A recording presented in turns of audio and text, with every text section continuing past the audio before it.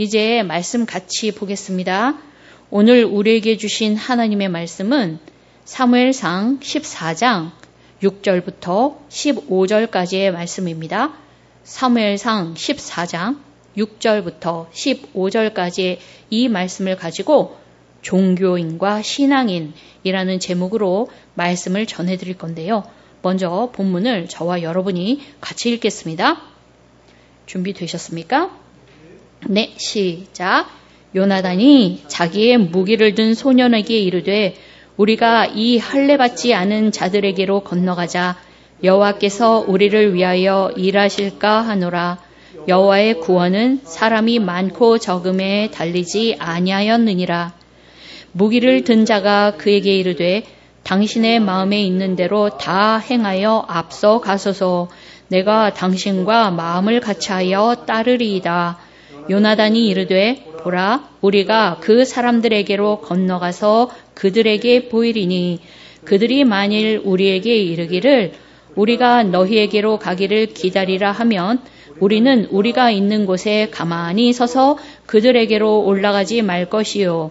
그들이 만일 말하기를 우리에게로 올라오라 하면 우리가 올라갈 것은 여호와께서 그들을 우리 손에 넘기셨음이니 이것이 우리에게 표징이 되리라 하고 둘이 다 블레셋 사람들에게 보임에 블레셋 사람이 이르되 보라, 히브리 사람이 그들이 숨었던 구멍에서 나온다 하고 그 부대 사람들이 요나단과 그의 무기를 든 자에게 이르되 우리에게로 올라오라. 너희에게 보여줄 것이 있느니라 한지라. 요나단이 자기의 무기를 든 자에게 이르되 나를 따라 올라오라.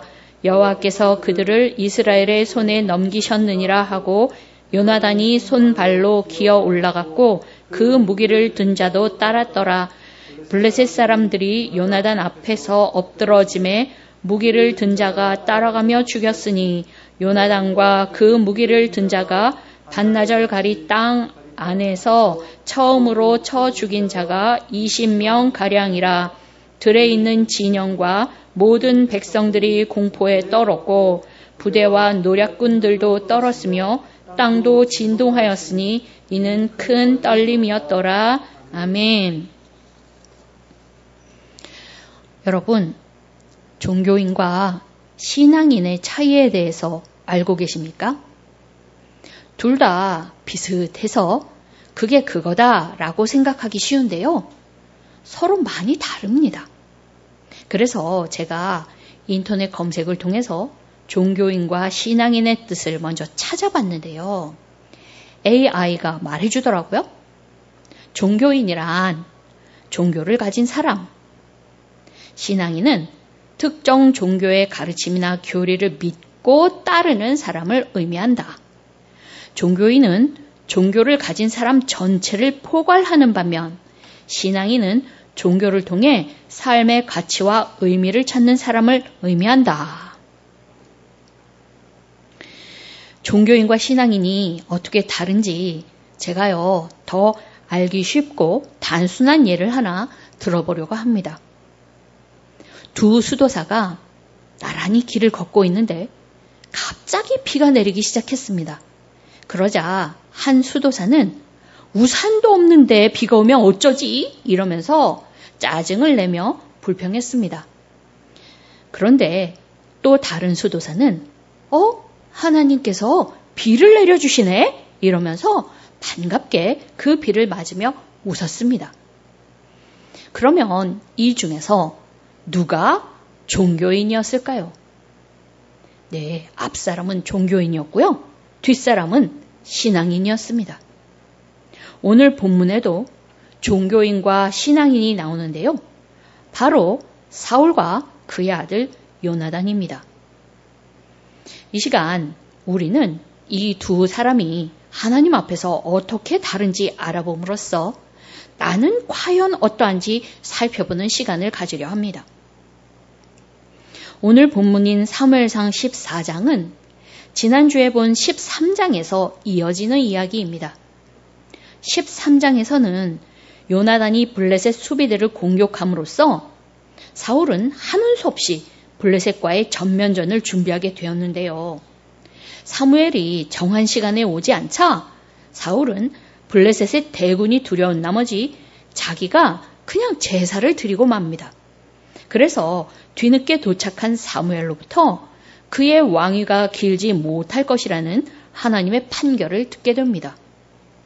그 이후에 이스라엘과 블레셋은 각자의 진영에서 공격하기에 적당한 기회를 엿보면서 전세를 살피는 교착 상태가 얼마간 계속되고 있었는데요. 그런데 바로 이때에 또 요나단이 나서게 되는 거예요. 요나단은 아무도 몰래 자기의 무기를 든 소년과 둘이서 블레셋 진영을 공격하기로 했습니다. 본문 1절 말씀입니다. 하루는 사울의 아들 요나단이 자기의 무기를 든 소년에게 이르되 우리가 건너편 블레셋 사람들의 부대로 건너가자 하고 그의 아버지에게는 아뢰지 아니하였더라.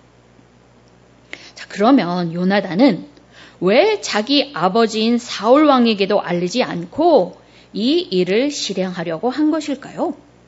왜냐하면 게릴라전을 계획한 만큼 성공을 위해서는 비밀 엄수가 필요했고 또 사울에게 말해봤자 그가 찬성하며 나서서 행동할 것이다 라는 확신이 없었기 때문입니다.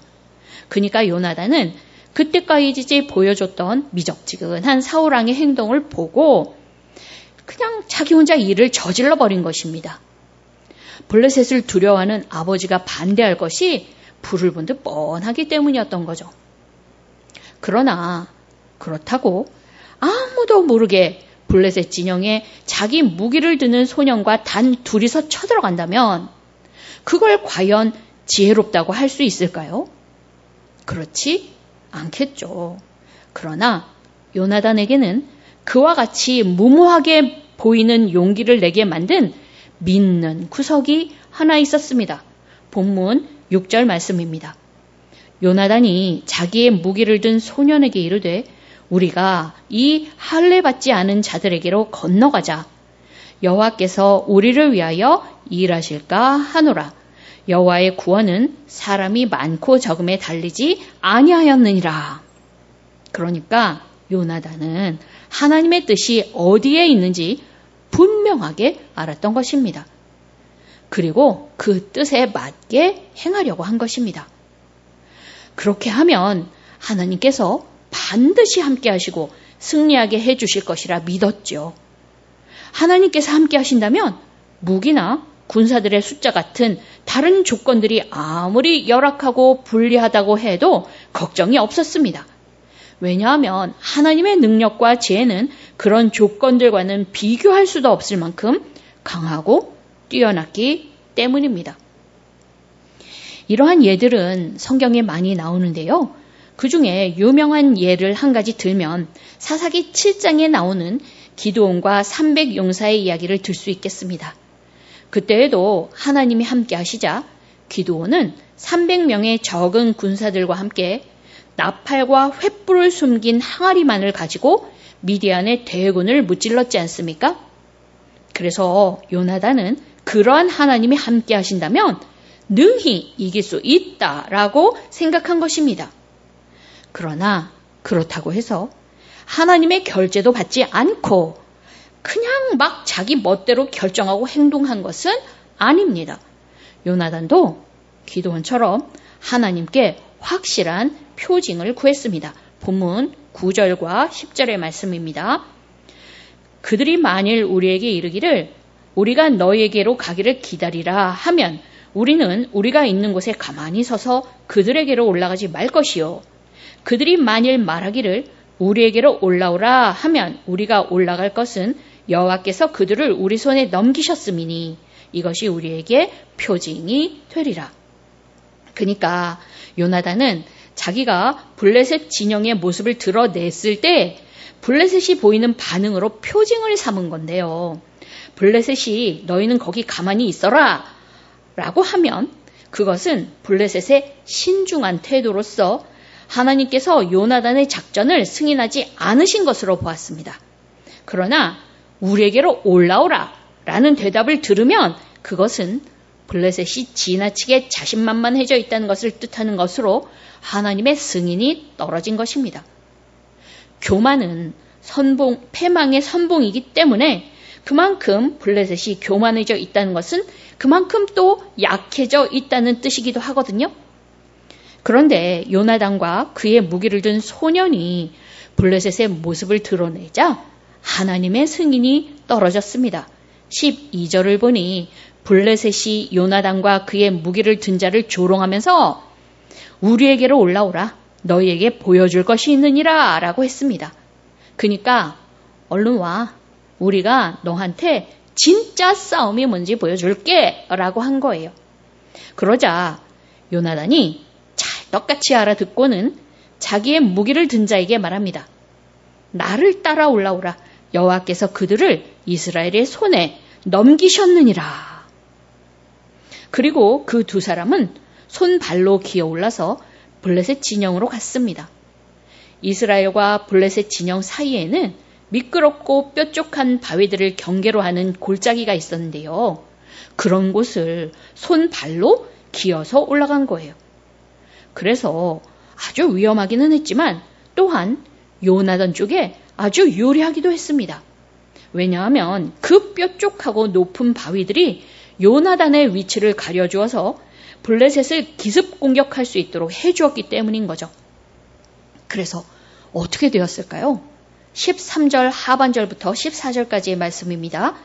블레셋 사람들이 요나단 앞에서 엎드러짐에 무기를 든 자가 따라가며 죽였으니 요나단과 그 무기를 든 자가 반나절 가리 땅 안에서 처음으로 쳐 죽인 자가 20명가량이라. 그러니까 요나단이 기습 공격으로 블레셋 파수꾼들을 압도한 것인데요. 여기 반나절 가리 땅이라는 것은 우리식으로 말하면 약 600평 정도의 넓이이거든요. 그러니 그리 넓지 않은 제한된 공간이었음에도 또 군사의 수가 압도적이었음에도 블레셋 군사들은 요나단의 공격에 무참하게 당하고 만 것입니다. 그러나 여기서 그친 것이 아닙니다. 15절을 보면 들에 있는 진영과 모든 백성들이 공포에 떨었고 부대와 노략군들도 떨었으며 땅도 진동하였으니 이는 큰 떨림이었더라 했습니다. 여기서 공포에 떨었다라는 것은 평소와는 다르고 예상하지 못한 일이 일어나는 것으로 인해 자기도 모르게 떠는 것을 묘사한 말입니다. 그러니까 하나님께서도 이스라엘의 원수들을 두렵고 혼란스럽게 해서 진멸하겠다라고 하신 그 약속대로 행하신 것입니다. 그렇다면 이것은 무엇을 의미합니까? 요나단은 믿음으로 용기를 내서 하나님의 뜻에 맞게 행한 것이다 라는 것이며 그것은 곧 요나단이 하나님과 동역했다라는 것을 의미합니다. 그리고 이로써 우리는 종교인과 신앙인이 어떻게 다른지 알 수 있습니다. 종교인은 사울처럼 대적의 수와 무기를 보고 두려움에 사로잡혀 떨고만 있었습니다. 그러나 신앙인은 요나단처럼 하나님을 믿음으로 용기 있게 행합니다. 종교인은 예배는 드리지만 환경과 조건들이 유리할 때만 순종하려고 합니다. 그러나 신앙인은 하나님만 바라보고 하나님이 하라고 하시면 환경이나 조건들이 불리해도 그냥 믿고 순종합니다. 이것이 믿음이며 믿음으로 사는 사람이 바로 신앙이다라는 것이죠. 조건이 유리할 때만 움직이는 종교인답게 사울은 요나단이 승기를 잡자 그제야 움직입니다. 파수꾼들의 보고를 받은 사울은 아히야 제사장을 통하여 하나님의 궤를 가져오게 합니다. 자기가 이때의 전쟁에 참여하면 하나님께서 승리를 주실지 알아보겠다라는 거죠. 그러나 블레셋 진영의 소동이 더해가자 제사장에게 하나님의 뜻 물어보기를 그치라고 합니다. 그리고는 전장으로 내려가죠. 이처럼 사울은 하나님의 뜻보다 자기 눈에 보이는 상황들로 움직이는 사람이었던 것입니다. 전장에 내려가 보니 블레셋 사람들이 칼로 서로를 치고 있었습니다. 하나님이 일하신 거죠. 기드온 때와 똑같지 않습니까? 이것을 본 사울과 이스라엘 군사들 그리고 블레셋이 두려워서 도망가고 숨었던 사람들까지 모두 나와서 요나단과 합세하여 블레셋을 물리쳤습니다. 성경은 이에 대하여 이렇게 결론을 내고 있는데요. 23절 말씀입니다. 여호와께서 그날에 이스라엘을 구원하심으로 전쟁이 베다웬을 치나니라. 여기서 여호와께서 그날에 이스라엘을 구원하심으로 라는 말은 여호와의 전쟁을 나타내는 말입니다. 하나님께서 친히 나가 싸우셨다. 전쟁에서 승리하게 된 결정적인 요인은 하나님의 도우심이다 라는 것입니다. 그러나 이렇게 요나단은 하나님의 도우심으로 전쟁에서 승리했지만 곧 목숨을 잃을 위기에 봉착하게 됩니다. 왜냐하면 사울이 아주 어리석은 맹세를 했기 때문입니다. 오늘 저녁 블레셋을 다 물리칠 때까지 백성들에게 금식을 선포하고 맹세하여 지키게 한 것입니다. 만약에 지키지 않으면 하나님의 저주를 받게 될 것이라고 하면서요. 그래서 군사들은 전쟁을 하느라 피곤했음에도 마침 바위 틈이나 나무에 있는 벌집에서 흘려내려 땅에 고여있는 그 맛있는 꿀을 먹지 못했습니다. 그러나 요나단은 자기 아버지가 내린 명령을 듣지 못했기 때문에 꿀을 찍어 먹고 기력을 보충하였죠.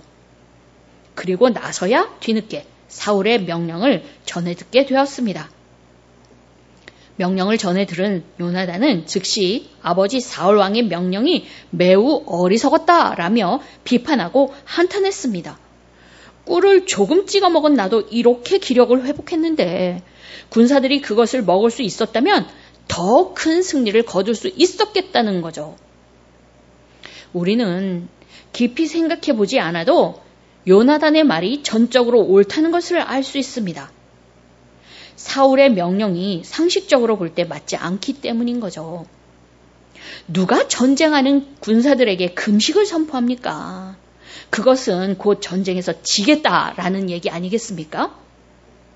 만일 이스라엘 군사들이 음식을 먹고 기력을 보충했다면 아마 블레셋을 멸절했을 수도 있었을 것입니다. 왜냐하면 이것은 여호와의 전쟁이기 때문인 거죠. 그러나 군사들이 너무 지쳐 있어서 그렇게 하지 못했습니다. 그렇다면 사울은 왜 이런 명령을 내린 것일까요? 그것은 사울이 내린 명령의 내용을 보면 알 수 있는데요. 24절 말씀입니다. 이날에 이스라엘 백성들이 피곤하였으니 이는 사울이 백성에게 맹세시켜 경계하여 이르기를 저녁 곧 내가 내 원수에게 보복하는 때까지 아무 음식물이든지 먹는 사람은 저주를 받을지어다 하였음이라. 여기서 사울은 내가 내 원수에게 보복하는 때까지 라고 하였는데 이는 사울이 이 전투를 여호와의 전쟁으로 보지 않고 자기 자신의 개인적인 일로 보았다는 것을 뜻합니다. 이 전쟁은 사울에게 자기 나라를 황폐하게 함으로써 자신에게 굴욕을 준 것을 갚는 싸움이었던 것입니다. 사울은 하나님께서 자신을 왕으로 세우신 목적을 더 이상 기억하지 않았습니다. 사울에게 하나님은 더 이상 자기가 순종할 왕이 아니었고 자기의 왕위를 지켜줄 수단에 불과했던 것이죠. 여기서 우리는 종교인과 신앙인의 차이점을 하나 더 발견할 수 있습니다. 바로 하나님을 어떻게 생각하고 대우했는가라는 것인데요. 종교인은 사울처럼 하나님을 자기 목적을 이룰 수단으로 생각하고 신앙인은 요나단처럼 하나님을 왕으로 섬겨 존중합니다. 종교인은 하나님의 뜻을 내 뜻에 맞추려 하지만 신앙인은 내 뜻을 하나님의 뜻에 맞춥니다. 그러니까 내가 잘 되기 위해서 하나님을 믿는 기복신앙을 가졌다면 종교인인 겁니다. 그러나 하나님을 마땅하게 섬길 왕으로 알고 그 말씀에 순종하는 사람은 참 신앙인인 겁니다. 다른 말로 하나님의 자녀 또는 그리스도의 제자라고도 할 수 있겠죠.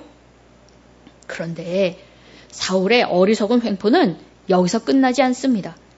이스라엘 군사들이 용감히 싸운 결과 블레셋을 이스라엘 영토에서 모두 몰아내서 사울 자신이 맹세한 조건과 시간이 모두 충족되었거든요.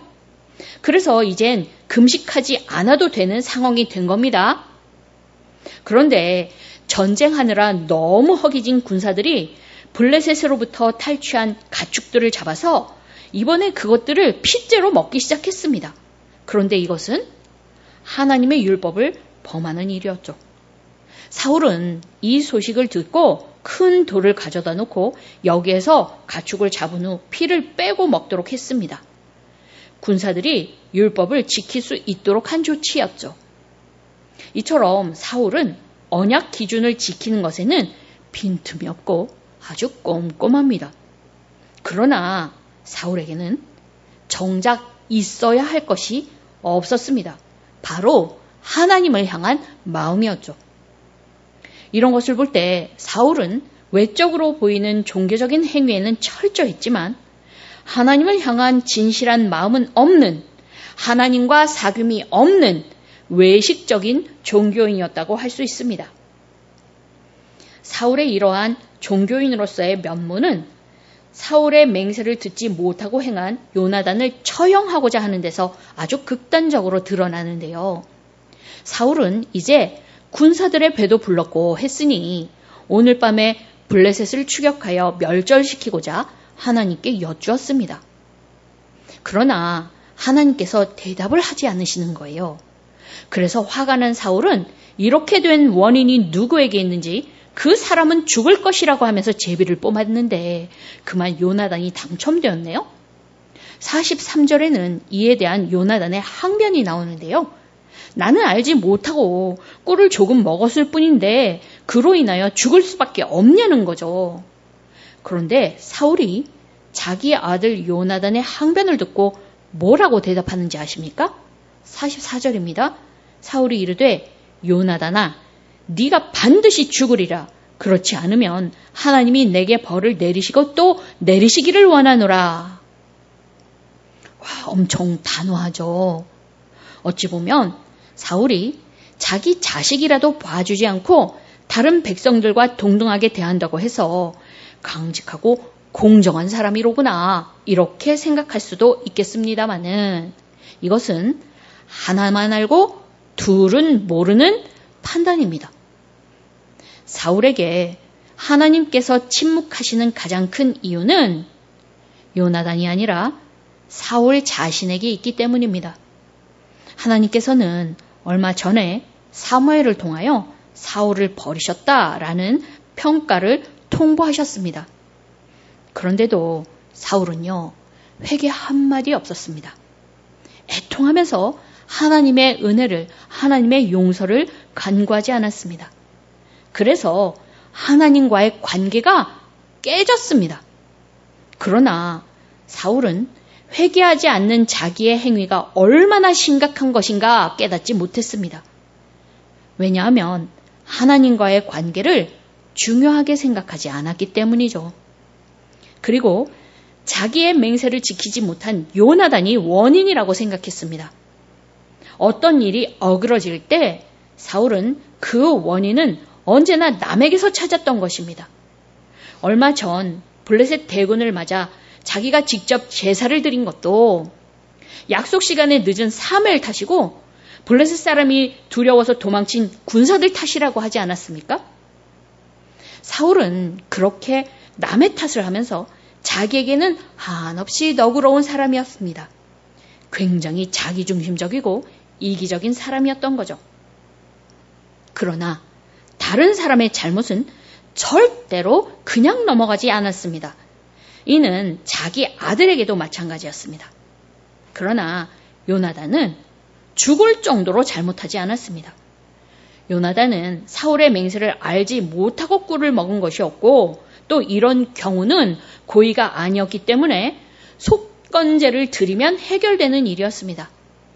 하나님께서는 부지 중에 죄를 지은 자들을 긍휼하게 여기셔서 하나님께 용서를 구할 방법을 마련해 놓으셨던 것입니다. 그러나 사울은 율법은 알아도 어설프게 알았고 또 왕으로서 백성들 앞에서 자기의 위엄을 보이고자 요나단을 죽이려고 했습니다. 그러자 백성들이 사울 왕을 반대하고 나섰습니다. 45절입니다.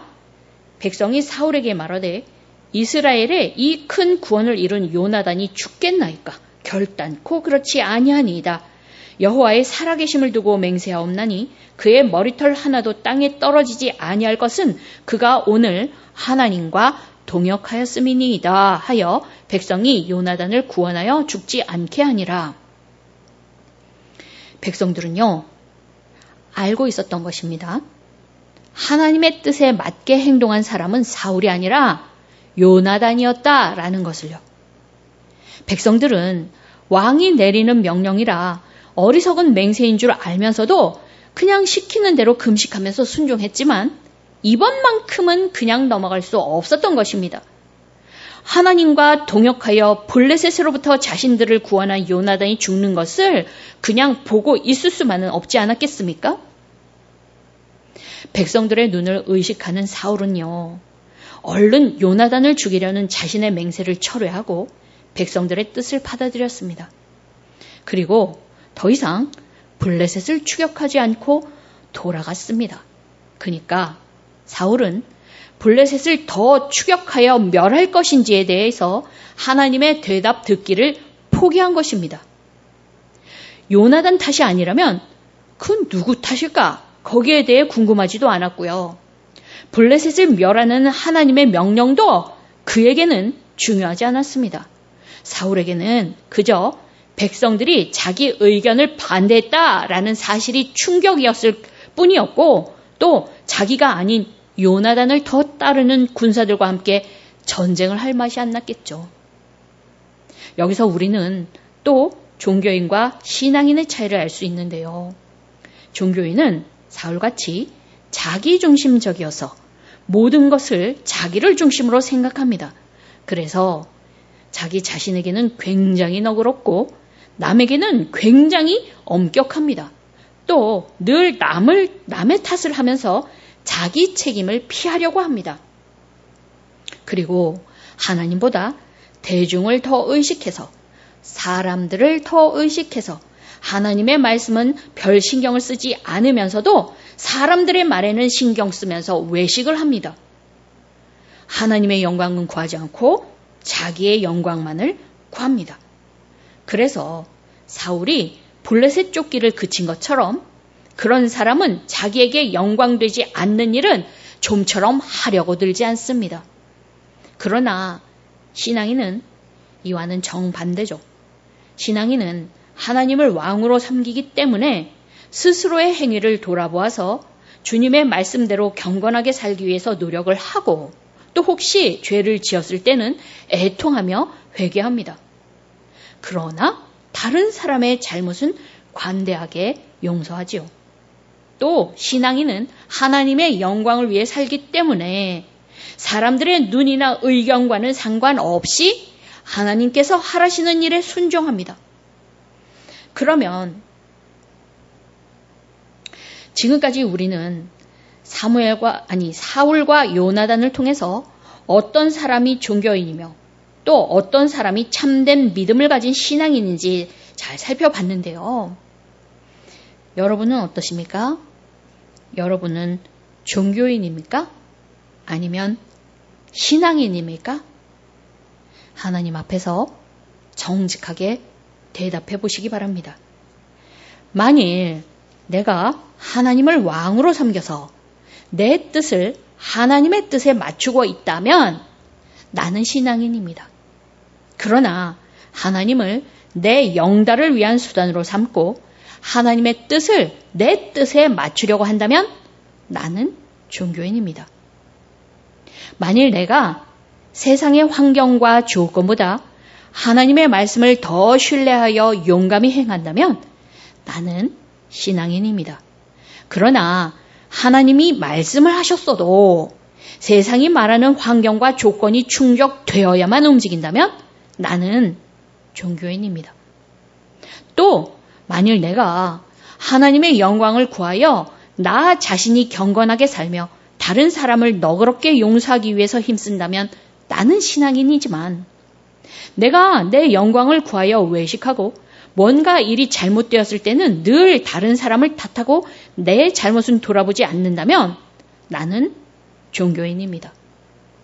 또 만일 내가 마음으로 하나님과의 만남과 교제를 즐거워하여 힘쓴다면 나는 신앙인입니다.